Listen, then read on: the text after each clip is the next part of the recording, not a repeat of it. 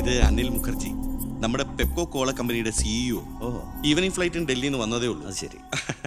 This is my co brother collector Gopinath. Oh hello, how are you? Fine. ഞാൻ പറഞ്ഞിരുന്നില്ല അച്ഛാ, ഇവരൊരു പുതിയ പ്ലാന്റ് കൂടി ഓപ്പൺ ചെയ്യുന്ന വിവരം. അയ്യോ, അത് ഉടനെ വേണോടാ. ഇപ്പൊ തന്നെ കോട്ടപ്പുറത്ത് കുടിവെള്ളമില്ലെന്നും പറഞ്ഞ് ജനങ്ങൾ മുറവിളി കൂട്ടുക. ഇനിയിപ്പോ 50 കിലോമീറ്റർ ചുറ്റളവിൽ ഭൂഗർഭജലം വലിച്ചെടുക്കുന്ന പുതിയ പ്ലാന്റ് കൂടി തുറന്നാൽ ജനവിളകും. ഹേ, അതൊക്കെ ആരറിയാൻ പോകുന്ന വെച്ചാ? കുടിവെള്ള ക്ഷാമത്തിന് സർക്കാർ ചെലവിൽ നമ്മൾ ടാങ്കറിൽ വെള്ളം അടിക്കും. എന്നാലും അല്ല അച്ഛാ, പെർമിഷൻ കൊടുക്കാന്ന് പറഞ്ഞൊരു 2 കോടി രൂപ ഞാൻ ഇവരുടെ കയ്യിൽ നിന്ന് വാങ്ങിയിരുന്നു. ചെറാക്കുളം ഫൈനാൻസേഴ്സിന്റെ കാസർഗോഡ് ശാഖ തുടങ്ങിയത് ആ പണം കൊണ്ടേ. അച്ഛന് താല്പര്യമില്ലെങ്കിൽ ഞാൻ ആ പണം പിൻവലിച്ച് തിരിച്ചു കൊടുത്തേക്കാം. അത് വേണ്ട. പിന്നെ ആ വ്യവസായ മന്ത്രി ദിവാകരന് ഒരു തുക കൊടുക്കേണ്ടി വരുമെന്ന് പറഞ്ഞേക്ക്. കൺഫേം. Thank you. എല്ലാം കേട്ടു, ഒന്നും നടക്കില്ല. Good night. അല്ല അതെ, നാളെ ഒരു വഴിതടയൽ സമരമുണ്ട് KK റോഡില്. ബഹുമാനപ്പെട്ട മന്ത്രി അച്ഛൻ അതുവഴിയൊന്നും വന്നേക്കരുത്. പിന്നെ മന്ത്രിയുടെ കാറ് മാൻ തടഞ്ഞു എന്നും പറഞ്ഞ് രാത്രി ഉണ്ണാൻ വന്നിരിക്കുമ്പോ എന്റെ കഞ്ഞിൽ പാച്ചിടാൻ വന്നിട്ടുണ്ടല്ലോ, കഞ്ഞി കുടിച്ചിട്ടേ പോകുള്ളൂ. കേന്ദ്ര സർക്കാരിനെ എതിർക്കാൻ വേണ്ടി മാത്രം പെട്രോൾ വില വർധനയ്ക്കെതിരെ സമരം ചെയ്യുന്ന മറ്റ് സംഘടനകളും ഒന്ന് ഓർക്കണം. അവരുടെ സർക്കാർ ഭരിച്ചിരുന്നപ്പോഴും ഇവിടെ അടിക്കടി വില വർദ്ധിപ്പിച്ചിട്ടുണ്ടെന്ന് എന്ന് കരുതി കേന്ദ്ര സർക്കാരിനെ ന്യായീകരിക്കുകയല്ല ഞാൻ. നമുക്കെല്ലാവർക്കും അറിയാം, പെട്രോളിന് വില കൂടുമ്പോൾ ഇവിടെ ഉപ്പ് തൊട്ട് കർപ്പൂരം വരെയുള്ള സാധനങ്ങൾക്ക് അമിതമായ വില കൂടുമെന്ന്. ഓട്ടോ ചാർജ് വർധന, ബസ് ചാർജ് വർധന, ഇതൊന്നും ഇവിടുത്തെ സാധാരണ ജനങ്ങൾക്ക് താങ്ങാൻ കഴിയില്ല. എന്നും സാധാരണക്കാർക്ക് വേണ്ടി നിലകൊള്ളുന്നവരാണ് നമ്മൾ. ഭരണകക്ഷിയായാലും നമ്മൾ ഇത് ഇപ്പോഴൊന്നും തീരുന്ന ലക്ഷണമില്ല. ഇപ്പൊ തന്നെ ലേറ്റാ. ഇന്ന് പരീക്ഷാ ദിവസമായിട്ട് ടീച്ചറെ ഒന്ന് പറഞ്ഞു നോക്കിയാലോ? ഞാൻ പറയാം. 947 നമ്മുടെ മഹാത്മജി നമുക്ക് വാങ്ങി തന്ന സ്വാതന്ത്ര്യം നീണ്ട സമരങ്ങളിലൂടെയാണ്. നിങ്ങൾ വാഹനങ്ങൾ കടത്തിവിടണം. ഇതൊരു പബ്ലിക് റോഡല്ലേ? ഇതൊരു പബ്ലിക് മാറ്ററാ. പബ്ലിക്കും കൂടി സഹകരിക്കേണ്ട വിഷയം. പബ്ലിക്കിനെ ബുദ്ധിമുട്ടിച്ചിട്ടാവരുത് വഴിയോര പ്രസംഗം. ഇങ്ങനെ റോഡിൽ വെച്ചിട്ടാണോ പബ്ലിക് മീറ്റിംഗ് നടത്തുക? പബ്ലിക്കിന് വേണ്ടിയിട്ടാണ് മാഡം പബ്ലിക്കായ കാര്യങ്ങൾ പബ്ലിക്കായി പറയുന്നത്. ഇത് പബ്ലിക്കിന്റെ മുന്നിൽ വെച്ച് പബ്ലിസിറ്റിക്ക് വേണ്ടി ഉണ്ടാക്കുന്ന പബ്ലിക് ന്യൂസൻസ് ആണെന്ന് പബ്ലിക്കിന് മൊത്തം അറിയാം. ഏതാ ഈ പബ്ലിക്? ചുമ്മാ ഒരു കാര്യമില്ലാതെ ഒരു ഉടക്ക്. ഒരു കാര്യമില്ലാണ്ട് ഉടക്കാൻ പെങ്ങളെന്താ പ്രതിപക്ഷ നേതാവിന്റെ മോളാണോ? എന്താ പെങ്ങളുടെ പ്രശ്നം? നിങ്ങൾക്ക് ഇതുപോലെ ഓഡിറ്റോറിയത്തിൽ വെച്ച് നടത്തിയാൽ എന്താ? എഴുതി വെച്ചിരിക്കണ കണ്ടില്ലേ, വഴിതടയൽ സമരം ഒന്ന്. വഴിതടയൽ സമരം എങ്ങനെ ഓഡിറ്റോറിയത്തിൽ വെച്ച് നടത്തണത്? എന്റെ കുട്ടികൾക്ക് ഇത് പരീക്ഷയാണ്. എന്നിട്ട് കുട്ടികളെ ബസ്സില്. ഓ എന്റെ ഈശ്വര, ഒരു വണ്ടി നിറയെ കുട്ടികളോ? അല്ല അപ്പൊ കുട്ടികളുടെ അച്ഛൻ എന്താ പണി? ഇതൊക്കെ തന്നെയായിരിക്കും. അല്ലാതെന്താ? ചുമ്മാരിടാ. നാം ഒന്ന് നമുക്കൊന്നെന്ന് ഗവൺമെന്റ് പരസ്യം ചെയ്യുന്ന ഈ കേരള സംസ്ഥാനത്ത് ഒരു വണ്ടി നിറയെ കുട്ടികളുമായി വന്നിരിക്കുന്ന ഒരമ്മ, നമുക്കിത് വാർത്തയാക്കണം. അതെന്റെ സ്കൂളിലെ കുട്ടികളാ. അയ്യോ, അത് ഞാൻ അറിഞ്ഞില്ലാട്ടാ. കൊച്ചുകുട്ടികളുടെ ഭാവി തകർത്തിട്ടാവരുത് നാട് നന്നാക്കല്. പെങ്ങൾ ഇപ്പൊ പറഞ്ഞത് ന്യായം. ഇന്നത്തെ കുട്ടികളാണ് നാളത്തെ പൗരന്മാർ. അവരാണ് ഇന്ത്യയെ നയിക്കേണ്ടവർ. ആ പൗരന്മാർക്ക് വേണ്ടി ആ വണ്ടി ഒന്നാണ്ട് കടത്തി വിടറാ. പെങ്ങളങ്ങോട്ട് പൊക്കോളൂ. അപ്പോൾ ഞാൻ പറഞ്ഞു നിർത്തിയ ഇതുപോലുള്ള സമരങ്ങൾക്ക് ജനപിന്തുണയുണ്ടാകണം. ഒറ്റക്കെട്ടായിട്ട് നിന്ന് പോരാടണം. പ്രിയപ്പെട്ട നാട്ടുകാരെ, ഞാൻ പറയുകയാണ്, ഞാൻ ചോദിച്ചു പോവുകയാണ്. പ്രിയപ്പെട്ട നാട്ടുകാരെ, ഞാൻ പറയുകയാണ്, ശ്രീമതി ഇന്ദിരാഗാന്ധി ഇവിടുത്തെ പ്രധാനമന്ത്രിയായിരുന്നപ്പോൾ ഇവിടെ എന്തിന്റെ കുറവുണ്ടായിരുന്നു? ഞാൻ ചോദിക്കുകയാണ്. എന്താടി? അയ്യോ, ഇത് പിടിച്ച്. അതെ, നിങ്ങളെല്ലാരും ഇവിടെ ഇരി, ഞാനിപ്പോ വരാം. പിന്നിക്കരുതോ?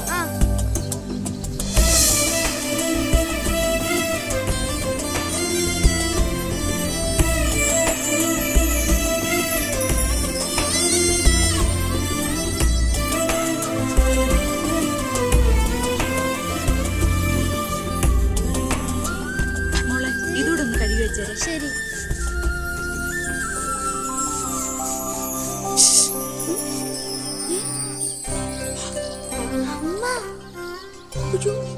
ഇനി മോള് പോയി പഠിച്ചോളൂ, അമ്മ കഴിക്കോളാം. ശരി. എന്താ? ഇതേ ആരും കാണാതെ വേണം വായിക്കാൻ. ആളാകെ 1.5 ചാണയുള്ളൂ. ഇപ്പോഴേ വളഞ്ഞ കാന്താരിയ. അതുകൊണ്ടല്ല അവൻ കൊടുത്ത കത്ത് പഠിച്ച്. ദേവകമേ, കുട്ടികളായതുകൊണ്ട് ഞാൻ ക്ഷമിച്ചു. ഇനി വളരുമ്പോഴും അവർ ബന്ധം തുറന്നാ കുഴപ്പാ. നമ്മളായിട്ട് അതിന് സാഹചര്യം ഉണ്ടാക്കണ്ട. അതുകൊണ്ട് ദേവകമ്മ കൊടുത്ത് പൊക്കോളൂ. ലക്ഷ്മി ഒന്നും പറയണ്ട.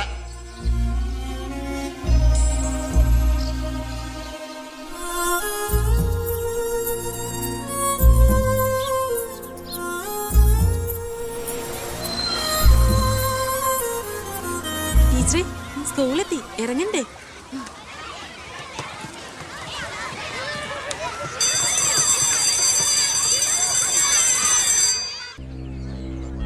ഓ എത്തിയോ പട രാവിലെ തന്നെ. ഓ ജോസ്ബേ, ജോസ്ബേ, ഓ എന്താടോ ഇത്? സ്വപ്പ പഴകഞ്ഞ അതല്ലടോ, പുറത്ത് എന്തോ ആൾക്കാരാന്ന്. ഇവറ്റകളെയൊക്കെ തിരുവനന്തപുരത്തേക്ക് കെട്ടിയെടുത്താൽ മതി എന്ന് പറഞ്ഞോണ്ടോ എനിക്ക്. വീട്ടിലും ഒരു സൗകര്യം തരില്ല എന്ന് വെച്ചാൽ നാശൂലങ്ങള്. എലക്ഷന് മാത്രമേ നമുക്ക് വരെ ആവശ്യമുള്ളൂ എന്ന് ആ പട്ടിണി പാവങ്ങൾക്ക് അറിയില്ലല്ലോ. ഇതിൽ ഭൂരിപക്ഷം പേരും മോനെ കാണാമെന്ന. മോന് നാട്ടിൽ നല്ല ടേസ്റ്റ് അല്ലേ പേരാ.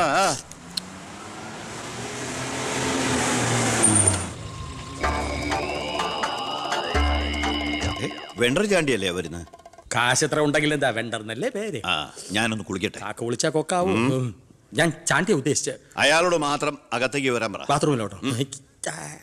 ഉം.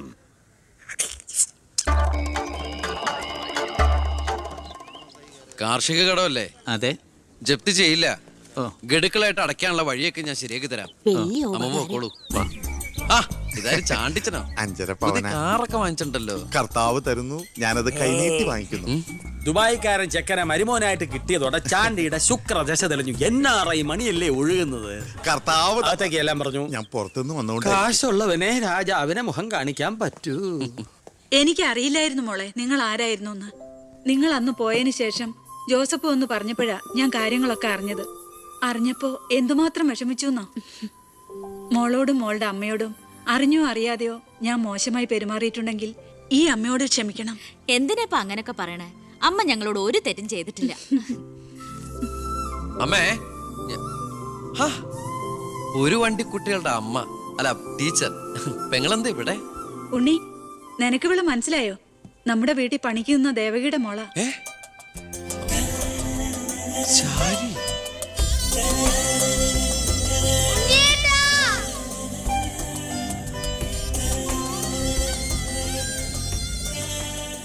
ഇവളിപ്പോ കോട്ടപ്പുറം UP സ്കൂളിലെ ടീച്ചറാണെന്ന് വിശ്വസിക്കാനേ പറ്റണില്ല. പണ്ട് പരീക്ഷയുടെ തലേന്ന് വരെ ഇവളെ കൊണ്ട് ഞാൻ പാത്രം കഴിച്ചിട്ടുണ്ട്. പാവം. സ്കൂളില് ടെമ്പററി വേക്കൻസിയാ. എനിക്ക് മനസ്സിലായില്ല. ടെമ്പററി എന്ന് പറഞ്ഞ 6 മാസത്തേക്ക്. അതല്ല, എനിക്ക് ഇന്നലെ കണ്ടിട്ട് മനസ്സിലായില്ല. പക്ഷെ എനിക്ക് കണ്ടപ്പോ തന്നെ മനസ്സിലായി. Law college union chairman, youth വിങ്ങിന്റെ ജില്ലാ സെക്രട്ടറി എന്നൊക്കെ പറഞ്ഞ് പത്രത്തിൽ ഇടയ്ക്കിടയ്ക്ക് ഫോട്ടോ വരാറുണ്ടല്ലോ. B. കൃഷ്ണകുമാർ. അല്ല, എന്താ ഇവിടെ ഇപ്പൊ ഇങ്ങനെ ഒരു സർപ്രൈസ് ആയിട്ട്? ഞാൻ മിനിസ്റ്റർ ഒന്ന് കാണാൻ വന്നതാ. ഞങ്ങളുടെ സ്കൂളിലും പരിസരത്തൊന്നും കുടിവെള്ളമില്ല. ഓ, അപ്പൊ കിണറാണ് ആവശ്യം. അതിന് അച്ഛൻ മതിയാവോ? അച്ഛനെല്ലാം കൊളാക്കിയാണ് ശീലം. ഡാ, ഇവൻ അച്ഛനെ കുറിച്ച് പറയാൻ കിട്ടുന്ന ഒരവസരവും പാഴാക്കില്ല. അത്രയ്ക്ക് ഒരുമയാ രണ്ടുപേരും തമ്മിൽ. എന്നിട്ട് കിണറിന്റെ പ്രശ്നമൊന്നുമല്ല. ഇവിടുത്തെ കോള കമ്പനി അടുത്തുള്ളതുകൊണ്ടാ സമീപ പ്രദേശങ്ങളിലൊന്നും വെള്ളമില്ലാത്തെന്ന് ആളുകൾ പറയുന്നത്. ഉള്ള വെള്ളത്തിലാണെങ്കിൽ വിഷാംശവും. ഇപ്പോ ഏതോ പുതിയ പ്ലാന്റ് കമ്പനിക്കാർ തുടങ്ങാൻ പോവാന്ന്. അതോടി വന്നാ ഈ നാട് കൊടും വരൾച്ചയിലായിരിക്കും. അതൊന്ന് തടയണം. ആ വർത്തമാനത്തിനിടയില് എന്റെ അമ്മ ആരോടോ പറഞ്ഞൊരു വെറുവാക്കിന്റെ പുറത്താ ഈ വീടും ഞങ്ങളും തമ്മിലുള്ള ബന്ധം നാട്ടുകാരറിഞ്ഞത്. അതോടെ എല്ലാരും ഒപ്പിട്ട് നിവേദനം കൊടുക്കേണ്ട ജോലി എന്റേതായി. കൂടെ വന്നവരവിടെ മുൻവശത്ത് നിൽക്കുന്നവര്. കയ്യില് കാശ് എത്രയുണ്ട്? കാശോ? എന്റെ അച്ഛനായതുകൊണ്ട് പുകഴ്ത്തി പറയല്ല. ഭയങ്കര അഴിമതി വീരനാ. കോള കമ്പനിക്കാർ കൊടുത്തതിനേക്കാൾ കൂടുതൽ കൊടുക്കാനുണ്ടെങ്കിൽ കാര്യം എളുപ്പമാവും. ഡാ, അനാവശ്യം പറയാതെടാ. മോളുടെ കാര്യം ഞാൻ പോയി ഇവന്റെ അച്ഛനോട് പറഞ്ഞിട്ട് വരാം. ശരി.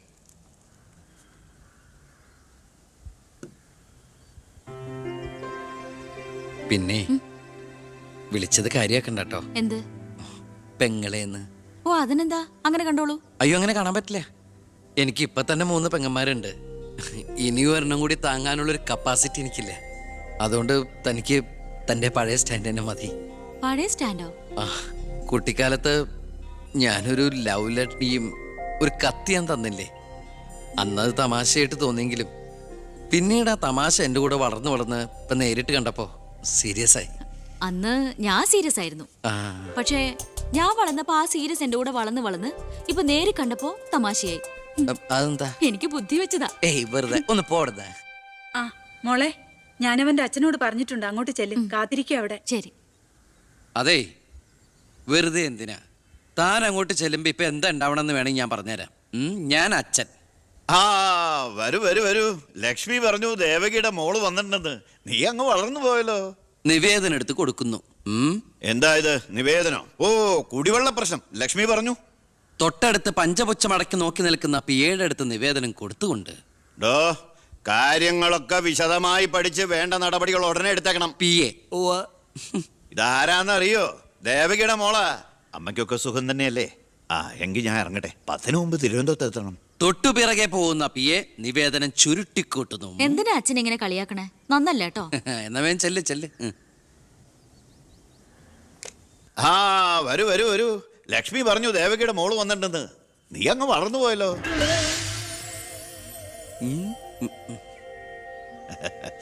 എന്താ ഇത്? നിവേദനോ? ഓ, കുടിവെള്ള പ്രശ്നം അല്ലേ? ലക്ഷ്മി പറഞ്ഞു ഡോ കാര്യങ്ങൾ വിശദമായി പഠിച്ച് വേണ്ട നടപടികൾ ഉടനെ എടുക്കാൻ പറഞ്ഞേക്കണം. ഇതാരാന്നറിയോ? ഇല്ല. നമ്മുടെ ദേവകിയുടെ മോളാ. ആന്നോ?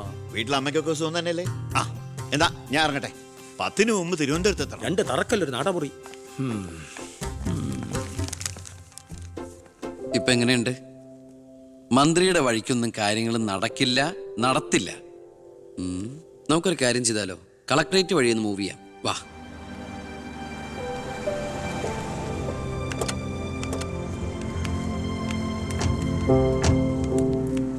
മീനൂട്ടിയാ, ഇത് കളക്ടറുടെ വൈഫ്.